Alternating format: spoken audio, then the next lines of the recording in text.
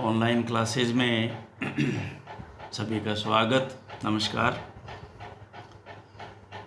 First year AHDP physiology में हमने पिछले हमारे लेक्चर में जो कंटिन्यू चल रहा है वो biosynthesis of milk constituents, composition of, अभी हमने कल पढ़ा composition of colostrum and milk. अब हम मिल्क कॉम्बिनेशन या कंपोजिशन इन वेरियस एनिमल, अलग अलग जानवरों के अंदर, दूध के अंदर कौन सी चीज़ें किस किस तरह से होती हैं कंपोजिशन, वो आज हम इसको देख लेते हैं। तो स्पीसीज में हम पहले इसमें देखते हैं कि ये स्पीसीज एस डंकी,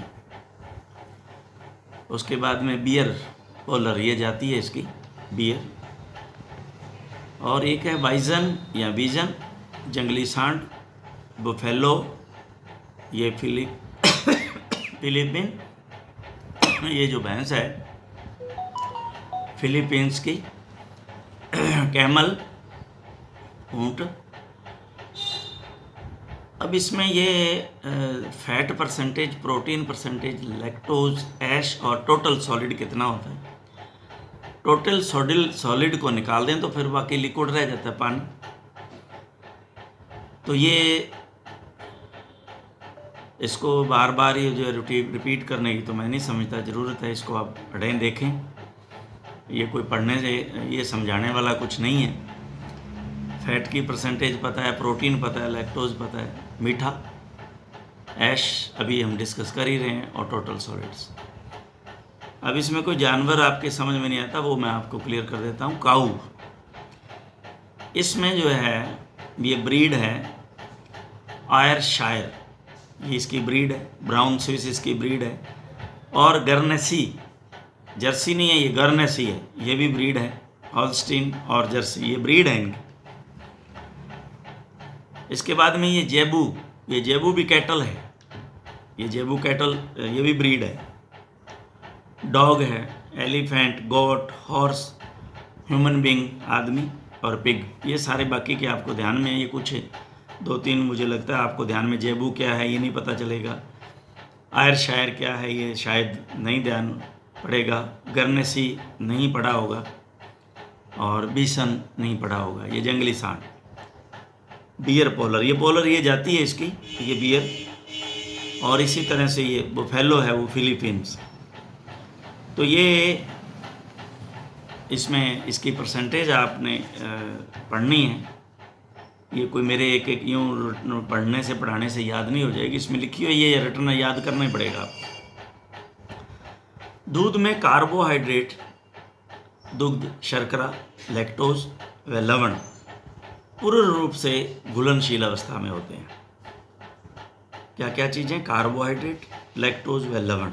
लेकिन कैजीन जो है, वो जो मैंने कल भी डिस्कस किया था आपको, कैजीन जो है सारा प्रोटीन है उसके अंदर, जितना उसमें होता है। तो ये कोलाइडल फॉर्म में, निलंबन अवस्था में, कोलाइडल फॉर्म में होता है, छोटे छोटे अणुओं के रूप में।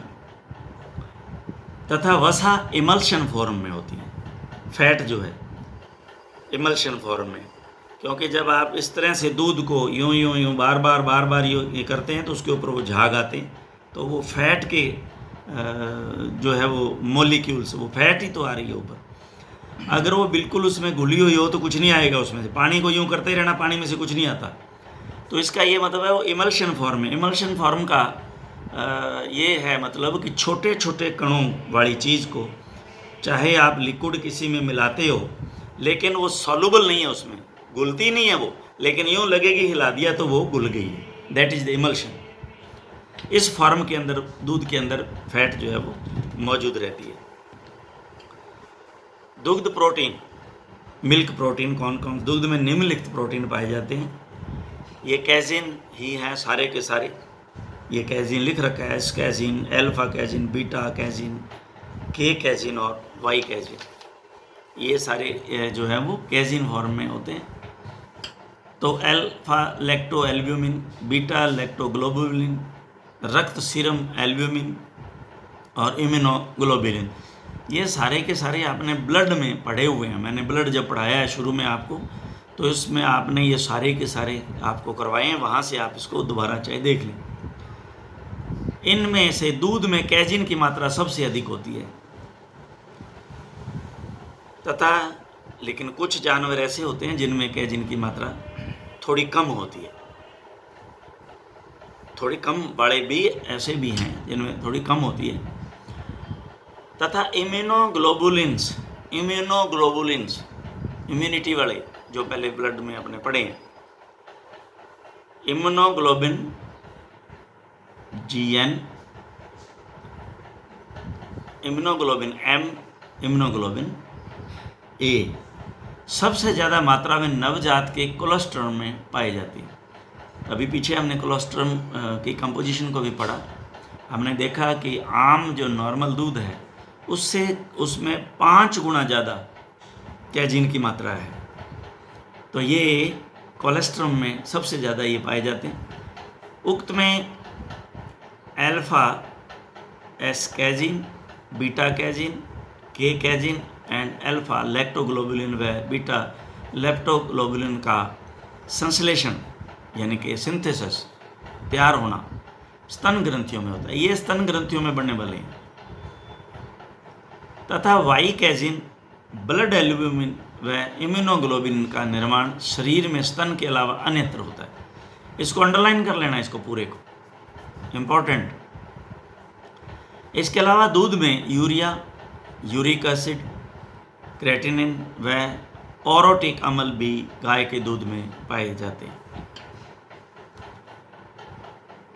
दुग्ध में कार्बोहाइड्रेट, पहला हमने देखा प्रोटीन, कार्बोहाइड्रेट।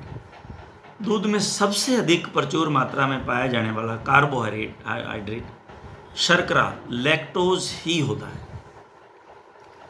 यह रक्त में उपस्थित ग्लूकोज से स्तन ग्रंथियों द्वारा निर्मित किया जाता है। ग्लूकोज से स्तन ग्रंथियों द्वारा निर्मित होता है। लैक्टोज, ग्लूकोज प्लस ग्लैक्टोज स्तन ग्रंथियों में ये निर्मित होता है। मिल्क फैट, दुग्ध वसा। दुग्ध वसा एक short chain fatty acid triglycerides हैं।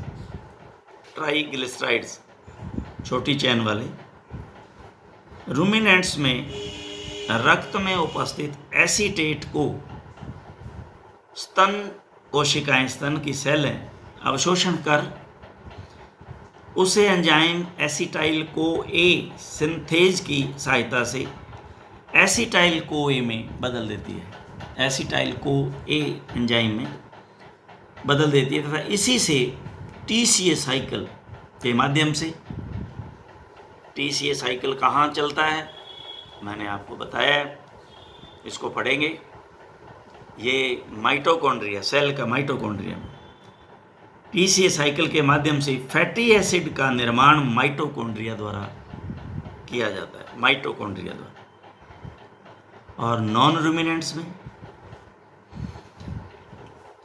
रक्त एसीटेट बहुत ही कम मात्रा में होता है, अतः उनमें रक्त ग्लूकोज से ही फैटी एसिड का निर्माण होता है। यह ग्लूकोज कोशिका के साइटोप्लाज्म में उपस्थित माइटोकॉन्ड्रिया द्वारा पायरुविक एसिड में बदल दिया जाता है।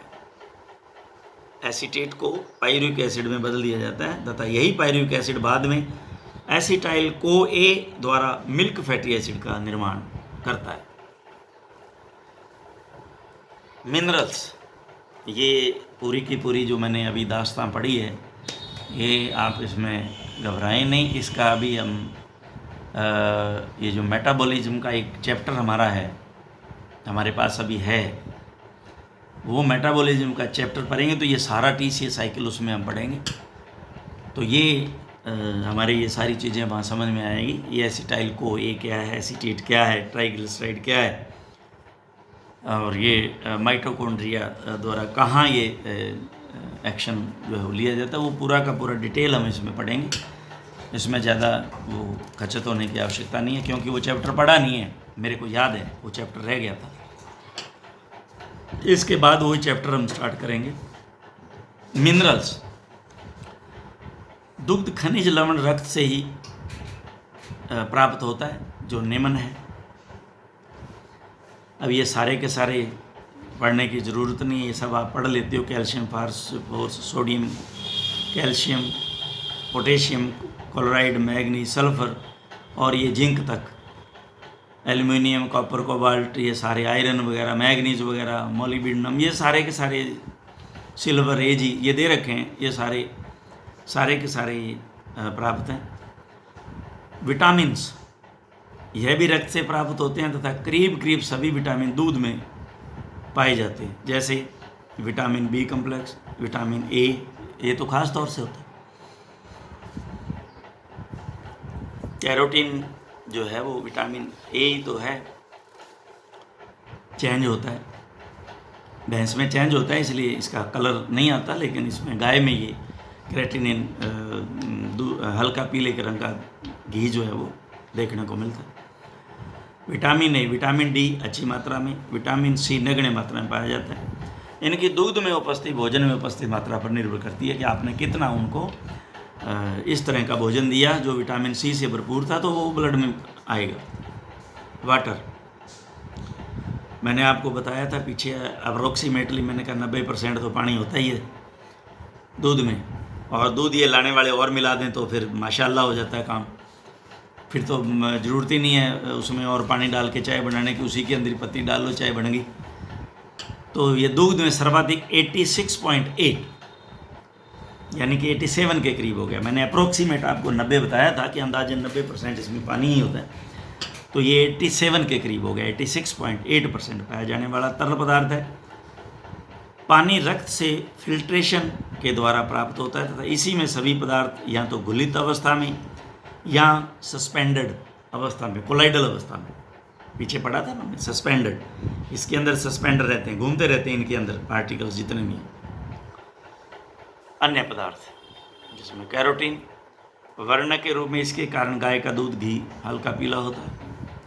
एंटीबायोटिक्स, आप जो है एंटीबायोटिक्स देते हो पशु को तो वो उसमें आएगी। कुछ फीड्स ही ऐसी हैं उसमें ऑलरेडी मिली मिलाई आती है, ये ख़राब नहीं हो जाए, तो वो भी आएंगे। कोई ड्रग्स है मिलाई हुई वो भी आएंगी, और ऐश आदि। दुग्ध निर्माण पर असर डालने वाले कारक, आज इस चैप्टर को मैं चाहता हूँ कि हम कंप्लीट कर दें, थोड़ा ही है। तो दुग्ध निर्माण पर असर डालने वाले कारक, factor affecting production of milk. पहला, दुग्ध की गुणवत्ता व उत्पादन पर असर डालने वाले कारक, factor affecting quality and quantity of milk. पहला क्वालिटी पे जो करेंगे, फिर क्वांटिटी पे करेंगे। क्वांटिटी कहते हैं क्या कहते हैं इसको, कितना, क्वांटिटी मात्रा, और क्वालिटी कहते हैं उसके अंदर कैसी क्वालिटी, गुणवत्ता, ये गुणवत्ता। तो दूध की गुणवत्ता व उत्पादन पर निम्न कारक असर डालते हैं, जिनके कारण दूध की मात्रा कम व अधिक हो जाती है तथा गुणवत्ता पर भी असर पड़ता है। तो ये हम देखते हैं पशु की नस्ल, पहला ब्रीड ऑफ एनिमल। अब आप जर्सी नस्ल की गाय या एच एफ नस्ल की गाय, जर्सी से, एच एफ में थोड़ा फिर भी फैट का परसेंटेज ठीक है। अब जर्सी नस्ल की गाय लें और उसमें आप फैट 7 ढूंढें तो नहीं मिलेगी, लेकिन अगर राठी वाली लें तो वो 5 के करीब पहुंच जाती है, 4, 5 तक आ जाती है। इसमें 5 ढूंढोगे जर्सी में तो नहीं मिलेगी क्योंकि दूध ज़्यादा है। तो ये मैं आपको एक रफ आपको आइडिया दिया, ये क्या लिखते हैं देखते हैं। ब्रीड ऑफ एनिमल, जो गाय दुधारू नस्ल की होती हैं वे बहारवाह की नस्ल से ज़्यादा दूध देती हैं, जैसे रेड सिंधी 1135 लीटर पर लैक्टेशन और हरियाणा 1100 लीटर पर लैक्टेशन। तो ये पर लैक्टेशन का मतलब होता है पूरा ब्यांत, पूरे ब्यांत में कितना दूध दिया। तो हरियाणा ने 1100 लीटर दिया और सिंधी ने 1135 लीटर दिया। दूध देने वाली नस्ल की गायों में फिर अंतर, बाह्य नस्ल यानी कि एक्जोटिक ब्रीड बाहर से आई हुई हैं, जो एचएफ वगैरह नस्ल की गाय तथा red Sindhi Indian milk cattle से ज़्यादा दूध देती हैं। बाहर वाली क्रॉस ब्रेड जो है या एक्जोटिक ब्रीड बाहर से आई, वे गायें जो अधिक दूध देती हैं उनमें फैट कम होगा ही होगा। जो गाय दूध कम देती है उनमें बस फैट ज़्यादा होगा। स्पीसीज ऑफ एनिमल, दूध का अधिक उत्पादन व गुणवत्ता दोनों ही अलग अलग जाति के पशुओं में अलग अलग होती है। भैंस के दूध में फैट परसेंटेज गाय के दूध से ज़्यादा होती है। गाय व भैंस की तुलना में भेड़ व बकरी दूध का उत्पादन कम तथा कम गुणवत्ता वाला दूध देती हैं।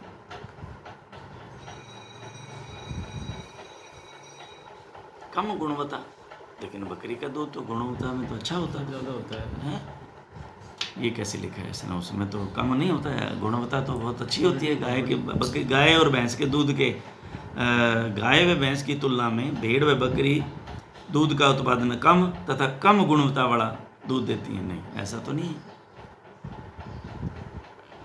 गुणवत्ता तो इसमें बकरी वाले दूध में तो अच्छी है, गुणवत्ता बहुत हाई बताते हैं इसमें।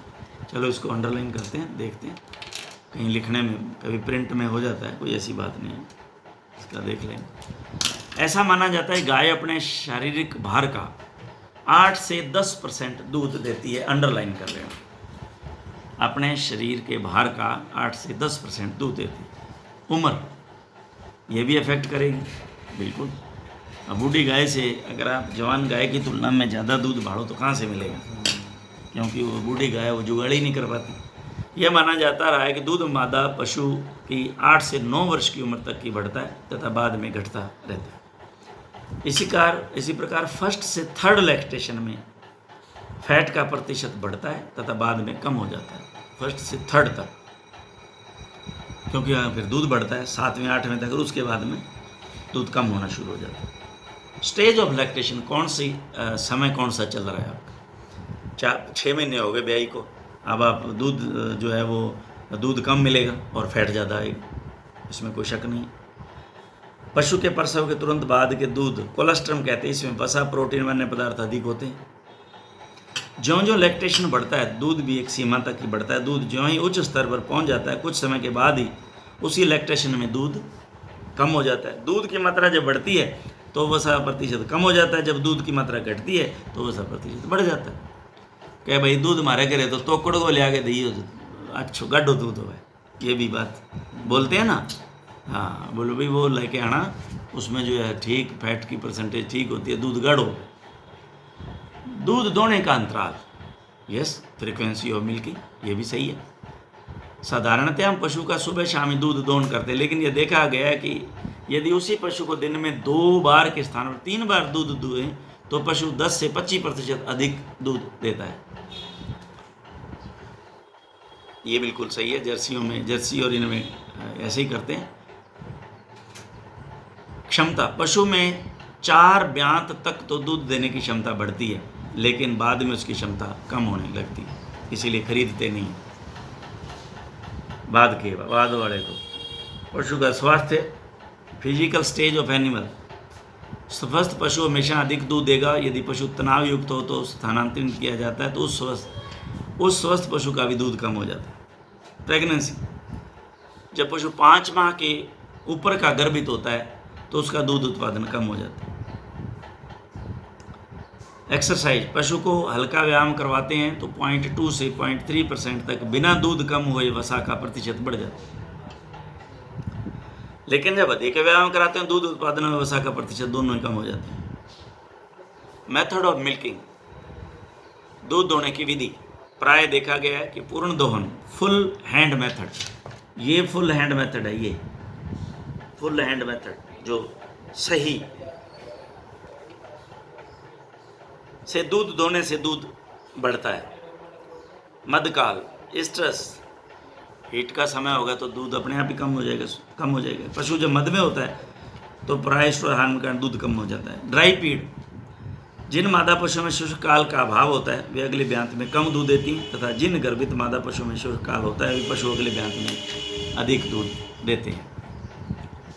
मौसम, सीजन, गर्मियों में पशुओं के प्राय दूध कम होता है, सर्दियों में जब खूब हरा चारा आदि उपलब्ध होता है तो दूध अधिक होता है।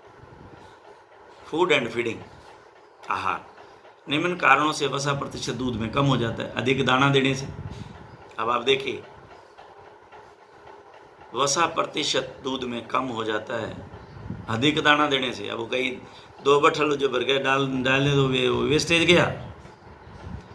कम चारा देने से, लंबे गोलीदार आहार से, ये पैलेटेड देते हैं ना, ये पैलेटेड छोटी छोटी गोलियों वाला ये आहार आता है, आहार से ये कम हो जाता है। वसा भी कम, दूध भी कम। मछली का तेल देने पर और गर्म दाना देने पर, ज़्यादा गर्म दाना देते हो तो ये देखिए आप, निम्न से वसा का प्रतिशत बढ़ता है यदि आहार में 17% रेशेदार हो तो। वनस्पति तेल कुछ समय तो वसा का प्रतिशत बढ़ाता है लेकिन बाद में कम कर देता है। ये जब बेचने के लिए ले जाते हैं ना जानवर को, तो ये तेल दे के लेके जाते हैं कि देखो इसमें फैट देखो परसेंटेज कितना है।